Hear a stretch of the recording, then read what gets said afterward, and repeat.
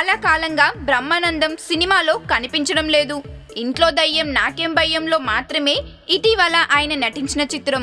దాంతో పాటు చిరంజీవి సినిమాలోనూ బ్రహ్మానందం నవ్వించబోతున్నాడా? దాదాపు 1000కి పైగా సినిమాలో నటించిన నవ్వుల రారాజు బ్రహ్మానందం ప్రభ ఈ మధ్య తగ్గుతూ వస్తుంది. ఒకనాడు 5 సంవత్సరాల పసివాళ్ల నుండి పూర్ణ వయోవృద్ధుల వరకు అందరినీ ఒకే స్థాయిలో నవ్వించగల నవ్వుల రేడు బ్రహ్మానందం. అయితే ఏరికోరి మెగాస్టార్ ఆయనను తన ఖైదీ నెంబర్ 150లో నటింప చేసుకున్నారు. చిరంజీవి ఏరికోరి బ్రహ్మానందం కోసం సపరేట్ ట్రాక్ రాయించాడట. అది వెండితెరపై చూస్తే సూపర్బ్ అంటున్నాడు దర్శకుడు.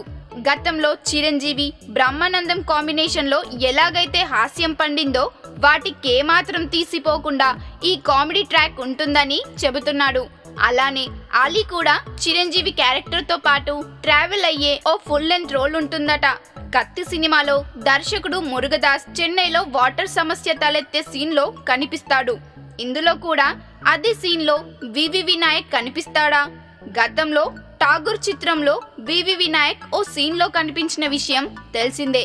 అంతేనా, రామ్ చరణ్ కూడా ఓ సాంగ్లో చిరుతో కలిసి స్టెప్పులేశాడట. సాధారణంగా సినిమా ప్రమోషన్లలో నిర్మాణ విశేషాలను వివరించడం జరుగుతూ ఉంటుంది. తద్వారా హైప్ క్రియేట్ అవుతుంది. అసలే మెగాస్టార్, దీనికి తోడు అనేక విశేషాలు.